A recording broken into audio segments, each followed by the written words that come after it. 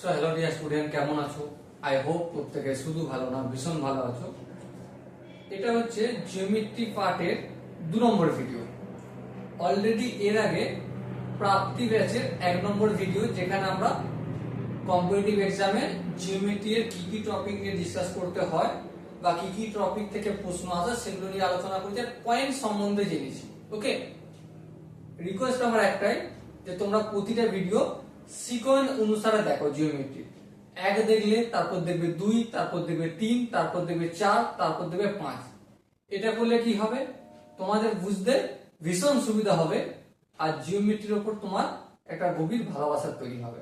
ওকে, তো চলো শুরু করছি আজকে জিওমেট্রি এর 2 নম্বর ভিডিও, যেটা হচ্ছে লাইন। প্রশ্ন হচ্ছে লাইন মানে হচ্ছে রেখা। রেখা কাকে বলে? কি বললাম? রেখা কাকে বলে সেই বিষয়টা আমরা প্রথমে জানবো। ওকে, দেখো রেখা কতগুলো বিন্দু, সাপোজ মনে করো এই একটা বিন্দু, এই একটা বিন্দু, এই একটা বিন্দু, এই একটা বিন্দু, এবং টুক টুক টুক টুক টুক টুক টুক করে বিন্দুগুলো যখন একে অপরের সঙ্গে সংস্পর্শে থাকে, একদম টাচে থাকে, তখন কি তৈরি হয়? লাইন তৈরি হয়। লাইন হচ্ছে কতগুলো বিন্দু এর দ্বারা গঠিত ইনফাইনাইট মানে অনির্দিষ্ট দূর পর্যন্ত যেতে থাকা একটা রশ্মি। সাপোজ মনে করো এখানে বিন্দু রয়েছে, এই পয়েন্টটা বিন্দু, তারপর এই পয়েন্টটা বিন্দু, সাপোজ এখানে একটা বিন্দু, এখানে একটা বিন্দু। তো এই দুটো বিন্দু দিয়ে কি লাইন তৈরি হবে? হতে পারে, কিন্তু এই দুটো বিন্দু থাকার আগে এই এই যে বিন্দুটা রয়েছে, এই বিন্দুটার টাচে আরেকটা বিন্দু থাকতে হবে, তারপর আরেকটা বিন্দু থাকতে হবে, তারপর আরেকটা বিন্দু থাকতে হবে, তারপর আরেকটা বিন্দু থাকতে হবে। এইভাবে অনেকগুলো বিন্দু এর সমূহে তৈরি কি হয়? একটা লাইন। লাইনের কি আদি আছে না অন্ত আছে? লাইন শুরু হয়, ধরো এখান থেকে শুরু হলো, কিন্তু কোথায় শেষ হবে জানি না। লাইন কোনোদিন ফাইনাইট হয় না, ইনফাইনাইট হয়। ঠিক আছে, লাইনের দৈর্ঘ্য কোনোদিন নির্ণয় করা সম্ভব নয়। এবার তোমরা হয়তো বলবে, দাদা তাহলে আমরা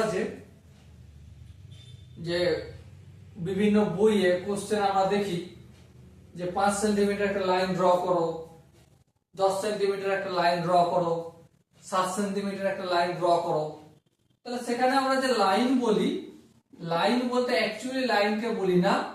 লাইন বলতে এখানে লাইন সেগমেন্টকে বোঝায়। কাকে?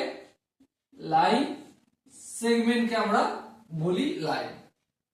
ঠিক আছে, সচরাচর ভাবে আমরা লাইন সেগমেন্ট, যার বাংলা হচ্ছে রেখাংশ, রেখা এর অংশ সমান হচ্ছে রেখা অংশ। তো একটা রেখার কিছুটা অংশ, সাপোজ মনে করো এই একটা রেখা কন্টিনিউয়াস চলে যাচ্ছে, এর এখান থেকে এখান পর্যন্ত সাপোজ মনে করো 8 সেন্টিমিটার দৈর্ঘ্য। তো এই 8 সেন্টিমিটার এটা রেখা না রেখাংশ? ডেফিনেটলি রেখাংশ। কিন্তু নরমালি আমরা বোলচালের ভাষায় আমরা যেটা সচরাচর কথা বলতে ব্যবহার করি, রেখাংশ কি আমরা রেখা বলে দিই। কি বলে দিই? রেখাংশ কি আমরা লাইন বলে রাখি। লাইন সেগমেন্ট কি আমরা লাইন বলে রাখি। ওকে, আই হোপ লাইন সম্বন্ধে তোমাদের মোটামুটি একটু ধারণা ক্লিয়ার হয়েছে কি? আই হোপ ক্লিয়ার হয়েছে। এরপর লাইন 2 ধরনের হয়। একটা কি, লাইন হচ্ছে সরল হতে পারে, সরল রেখা হতে পারে,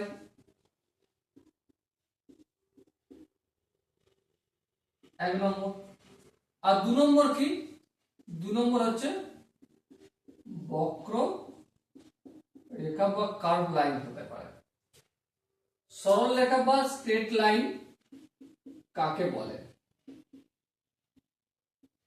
স্ট্রেট লাইন, স্ট্রেট লাইন হচ্ছে সেই রেখা বা সেই সমস্ত রেখাকে স্ট্রেট লাইন বলা হয় যে রেখাটা যখন গতিপথ বাড়ায় মানে আগের দিকে সামনে যায় তখন ডিরেকশন বা গতিপথ না তো ডানে যায় না তো বামে যায়, স্ট্রেট বেরিয়ে যায়, সরল রেখায় যায়, সরল ভাবে যায়, না ডান দিকে বাঁকে না বাম দিকে বাঁকে, সেটাকে কি বলা হবে?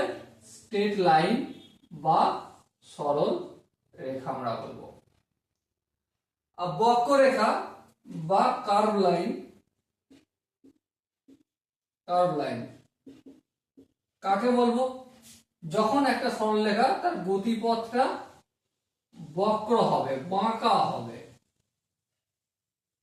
ঠিক আছে, তখন সেটাকে কার্ভ লাইন বলবো। মানে এর গতিপথে দেখো প্রথমে এদিকে যাচ্ছে, হ্যাঁ ঠিক, এদিকে যেতে যেতে আবার দেখো এখানে গতিপথ পরিবর্তন করে নিয়েছে, আবার দেখো এখানে তার গতিপথ পরিবর্তন করেছে, আবার এখানে তার গতিপথ পরিবর্তন করেছে, আবার এখানে দেখো গতিপথ পরিবর্তন করেছে, সেম ডিরেকশনে যাচ্ছে না, ডিরেকশন চেঞ্জ করে করে যাচ্ছে। তো এই টাইপের সরল রেখাগুলোকে আমরা কি বলবো? বক্র রেখা বা curve line. Okay, so student, I hope curve line সম্বন্ধে মোটামুটি একটা ধারণা তোমাদের তৈরি হয়েছে। এরপর যে জিনিসটা বলবো সেটা হচ্ছে টাইপ অফ লাইন, লাইনের ধরন, লাইনের প্রকারভেদ, সেটা আমরা জানবো। Type of line, type of line. Line বিভিন্ন ধরনের হতে পারে, যেমন ইন্টারসেক্টিং লাইন, এক নম্বর পার্ট, কি বললাম? Intersecting line. ইন্টারসেক্টিং লাইন বা ছেদক বাহু, কি বললাম? ইন্টারসেক্ট মানে ছেদ করা, ছেদক বা ভেদক বাহু। ছেদক বাহু বা ভেদক বাহু এই জিনিসটা কি? প্রথমে এটা জানবো। যখন একটা সরল রেখা গেছে অপর একটা সরল রেখা এটাকে ছেদ করে, তখন এই যে পয়েন্টটা পাই যেখানে ছেদ করছে এটা হচ্ছে ইন্টারসেক্টিং পয়েন্ট বা ছেদ বিন্দু। ওকে, আর এই দুটো বাহু একে অপরকে কি করছে? ধরো এই বাহুটা নিচ্ছি এল আর এই বাহুটার নাম দিচ্ছি এম। এল বাহু আর এম বাহু পরস্পরকে কি করেছে? এখানে আমাদের ছেদ করেছে। ওকে, যখন পরস্পর দুটো বাহু একে অপরকে ছেদ করে তখন এই দুটো লাইনকে বলা হয় ইন্টারসেক্টিং লাইন। ওকে, একে অপরের ইন্টারসেক্টিং লাইন বলা হয়। যেমন এল বাহুকে এম ছেদ করেছে, হ্যাঁ, তাহলে এল বাহুটা এম বাহুর ইন্টারসেক্টিং লাইন। আবার এম বাহুটাকে এল ছেদ করেছে, মানে এম বাহুর ইন্টারসেক্টিং লাইন হচ্ছে এল।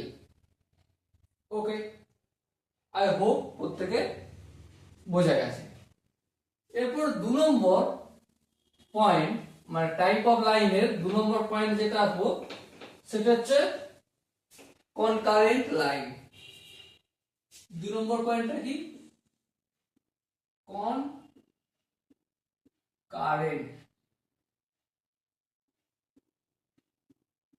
লাইন। কনকারেন্ট লাইন কাকে বলে?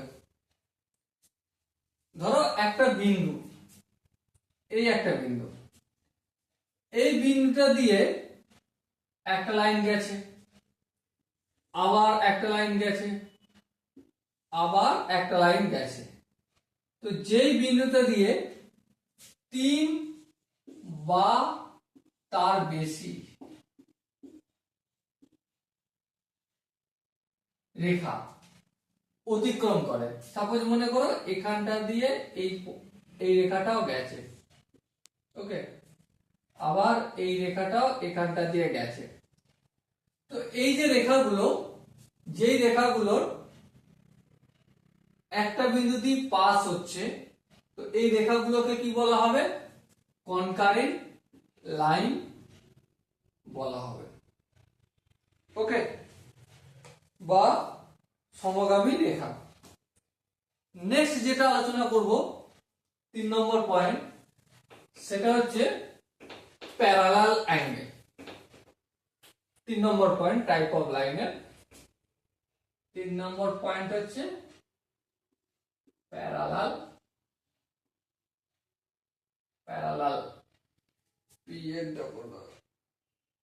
ঠিক আছে, ডবল এল হয় প্যারালাল লাইন। প্যারালাল লাইন কাকে বলে জানবো। দেখো, জানার থেকেও যেটা ইম্পর্টেন্ট বিষয় জিনিসটা বুঝে নেওয়া। প্যারালাল লাইন বা সমান্তর, ঠিক আছে। ধরো এই একটা সরলরেখা যাচ্ছে, স্ট্রেট লাইন গেল, আবার এই একটা স্ট্রেট লাইন গেল। এই দুটো সরলরেখা, সাপোজ মনে করছি এটা হচ্ছে এল বাহু আর এটা হচ্ছে এম বাহু। এল বাহু যতই আগে বাড়তে থাকুক আর এম বাহু যতই আগে বাড়তে থাকুক, এই দুজনের মধ্যবর্তীকার ডিস্টেন্স, হাইট বা দূরত্ব যদি সেম থাকে, দেখো প্রতিটা জায়গায় হাইট আমি কি দেখাচ্ছি? এইচ। প্রতিটা জায়গার হাইট দেখাচ্ছি কি? এইচ। তো এই দুটো রেখা একে অপরের কি হবে? প্যারালাল লাইন বা সমান্তর রেখা। কি বলা হবে? প্যারালাল লাইন বা সমান্তর রেখা। এবারে এখানে বিশেষ কিছু জিনিস মনে রাখার আছে। কি? যে প্যারালাল লাইন কখনো কি একে অপরের সাথে ছেদ করতে পারে? না। প্যারালাল লাইন কোনোদিনই একে অপরকে ছেদ করবে না, প্রথম পয়েন্ট। 2 নম্বর পয়েন্ট যেটা মনে রাখার, প্যারালাল লাইনের যে কোনো অংশে দুটো রেখার মধ্যবর্তী দূরত্ব সেম থাকবে। সাপোজ এখানে যদি এইচ হয়, এখানেও হবে এইচ, এখানেও হবে এইচ, এখানেও হবে, এখানেও হবে, এখানেও হবে, সেম ডিসটেন্স মেনটেন করবে, মধ্যবর্তী দূরত্ব সেম হবে। তখনই এই দুটো সরলরেখাকে আমরা কি বলবো? একে অপরের প্যারালাল। যেমন এল হচ্ছে এম এর প্যারালাল আর এম হচ্ছে এল এর প্যারালাল। এবারে প্যারালাল লাইনগুলোকে ডিনোট কিভাবে করা হয়? ডিনোট মানে কিভাবে ডিনোট করে? ডিনোট মানে কি বলবো? ডিনোট সিম্বল কি? সাপোজ এই বাহুটা এল, এল এই এম লিখে দিলাম। সাপোজ এই বাহু, দুটো বাহু লিখছি, এটা হচ্ছে এ বি বাহু আর এটা হচ্ছে সিডি বাহু। এরা দুজন হচ্ছে প্যারালাল। তো কিভাবে দেখাবো? A B parallel CD. তো এই যে একটা আমি ইন্ডিকেশন দিলাম মুয়ের মতো, ঠিক আছে, উপর নিচে যাওয়া দুটো মুয়ের মতো, এটা কিসের চিহ্ন? প্যারালালের চিহ্ন, ওকে, প্যারালাল এর symbol. Okay, I hope parallel সম্বন্ধে মোটামুটি একটু ধারণা ক্লিয়ার হয়েছে। এরপর আমরা 4 নম্বর পার্ট পড়ব, 4 নম্বর ভাগ লাইনের। সেটা কি? Perpendicular line. কি কি নিয়ে আলোচনা করব? 4 নম্বরটা পারপেন্ডিকুলার লাইন।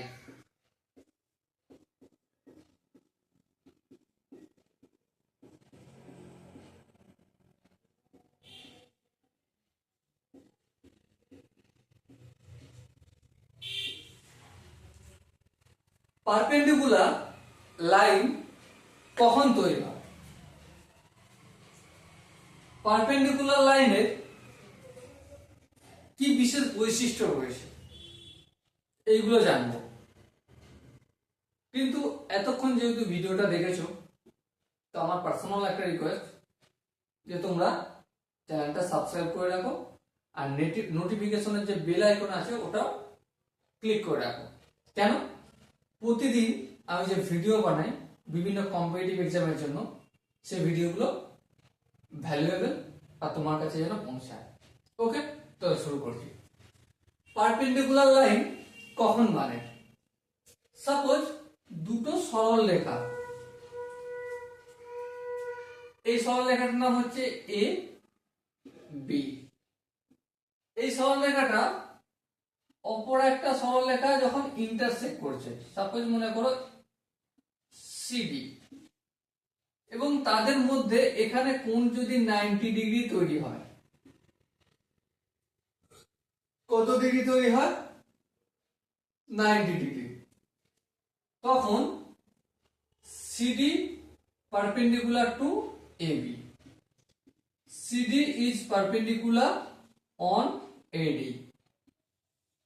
ওকে, তাহলে পারপেন্ডিকুলারের চিহ্নটা দেখালাম আমি, এই এরকম চিহ্ন। আশা করি পারপেন্ডিকুলার বুঝতে পেরেছো। এখানে মনে রাখার মতো একটা পয়েন্ট আছে। মনে রাখার মতো পয়েন্টটা কি? পারপেন্ডিকুলার, এই যে এ বি কে পারপেন্ডিকুলার করলো সিডি, এখানে কত ডিগ্রি কোণ তৈরি হলো? 90 ডিগ্রি কোণ তৈরি হবে সব সময়। কি বললাম? সব সময় 90 ডিগ্রি কোণ তৈরি হবে যখন সিডি পারপেন্ডিকুলার এবি হবে। পারপেন্ডিকুলার থাকা মানে বুঝতে কি হবে? যে দুটো বাহু যেখানে ছেদ করছে সেখানে কত ডিগ্রি কোণ উৎপন্ন করছে? 90 ডিগ্রি কোণ উৎপন্ন করছে। দুটো বাহু যখন পরস্পরকে ছেদ করে পারপেন্ডিকুলার ভাবে, তখন ছেদ জায়গায় কত ডিগ্রি কোণ তৈরি করছে? 90 ডিগ্রি কোণ তৈরি করছে। ওকে, আই হোপ এটা প্রত্যেকের বোঝা গেছে।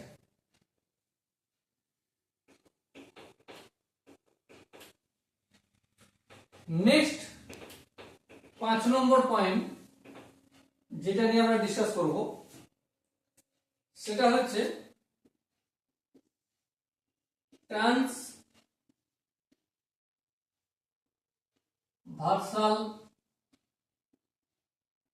লাইন।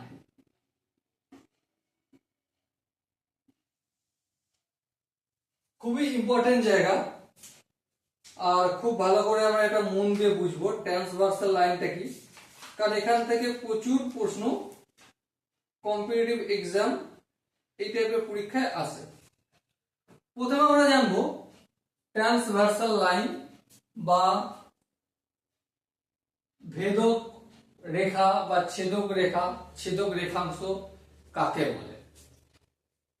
সাপোজ মনে করো এই হচ্ছে একটা সরলরেখা আর এই একটা সরলরেখা, ঠিক আছে? এই সরলরেখা দুটো প্যারালাল হতেও পারে আবার নাও হতে পারে, সেটা পরের বিষয়। এই দুটো সরলরেখা নিয়ে আমরা এখন মাথা ব্যথা করবো না, পরে করব মাথা ব্যথা, ঠিক আছে? মাথা ব্যথা একটু রয়েছে কিন্তু সেটা এখন নয়, যেহেতু এখন শুধু ডেফিনেশনটা জানছি, সেগুলো ফটাফট করে জেনে নিই। তো ট্রান্সভার্সাল বিষয়টা হচ্ছে, সাপোজ মনে করো এই সরলরেখাটার নাম হচ্ছে এবি আর এই সরলরেখাটার নাম হচ্ছে সিডি। এই দুটো সরলরেখাকে যখন একটা সরলরেখা ছেদ করে, সাপোজ হচ্ছে এটা হচ্ছে পি আর এটা হচ্ছে কিউ, ঠিক আছে? পি আর কিউ এই রেখাটা যখন অপর দুটো রেখাকে ছেদ করছে, তখন এই পি কিউটা হয়ে যাচ্ছে ট্রান্সভার্সাল লাইন বা ছেদক রেখা কারটার উপর এ বি সি ডি। এবার প্রশ্ন হচ্ছে যে এখানে কি শুধুমাত্র দুটো রেখাই হতে পারে? না, যত কিছু হতে পারে, আনগিনিত হতে পারে, কোনো প্রবলেম নেই। ঠিক আছে, তখনও কিন্তু ওই পি কিউকেই আমরা ছেদক বিন্দু হিসেবে বিবেচনা করব। ওকে, আই হোপ এখানটা প্রত্যেকে বোঝা গেছে। তো এই হচ্ছে আমাদের রেখার ভাগ 5টা আমরা করলাম। এরপর রেখার কিছু ইম্পর্টেন্ট পয়েন্ট যেটা আমাদের মনে রাখা অতি অবশ্যই দরকার, সেই নিয়ে একটু ডিসকাস করব, যেখান থেকে ছোট ছোট কনসেপ্ট যেগুলো বড় কনসেপ্ট বিল্ড আপ করতে হেল্প করে। কি বললাম? ছোট ছোট কনসেপ্ট, কিন্তু বড় বড় যে কনসেপ্ট যেগুলো পরীক্ষার কোশ্চেন আসে না, সেই কনসেপ্ট গুলো কি সেগুলোকে বিল্ড করতে, তৈরি করতে সাহায্য করে কিছু পয়েন্ট, সেগুলোকে আমরা ইম্পর্টেন্ট পয়েন্ট নাম দিলাম। কি বললাম? Important point.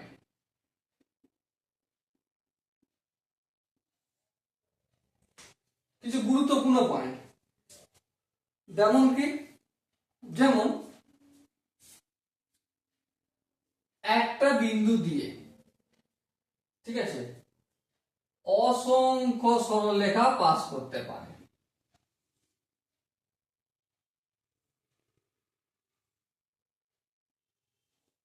ঠিক আছে, কি বললাম? একটা বিন্দু দিয়ে অসংখ্য সরলরেখা পাস করতে পারে। এই যে কথাটা বললাম, এই কথাটা অলরেডি আমরা ডিসকাস করেছি, এমনটা না যে করিনি। কোনখানে করেছি? কনকারেন্ট লাইন যখন আমরা আলোচনা করি, যখন একটা বিন্দু দিয়ে 3 বা তার বেশি সরলরেখা পাস করে, তখন তাদেরকে একে অপরের কনকারেন্ট লাইন বলে। তাহলে সাপোজ মনে করো কোনো একটা কনসেপ্ট আমরা ডিসকাস করছি, যেখানে AB concurrent line of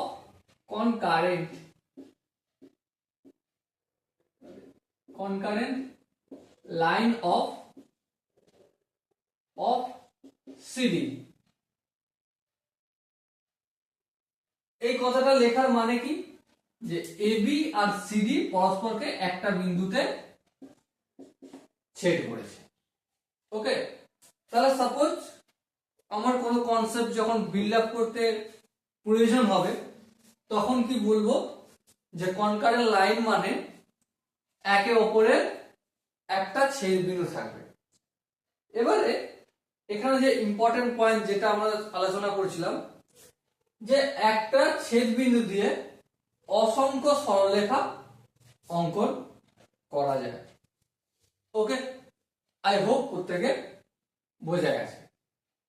next যেটা আলোচনা করব সেটা হচ্ছে যে দুটো বিন্দু দিয়ে, কি বললাম, দুটি বিন্দু দিয়ে কতগুলো সরলরেখা অঙ্কন করা যায়। সাপোজ মনে করো এই একটা বিন্দু আর এই একটা বিন্দু, এই দুটো বিন্দুকে জুড়ে আমরা কতগুলো সরলরেখা অঙ্কন করতে পারবো? একটাই সরলরেখা অঙ্কন করব। কটা? শুধুমাত্র একটা সরলরেখায় অঙ্কন করতে পারবো, এখানে হবে।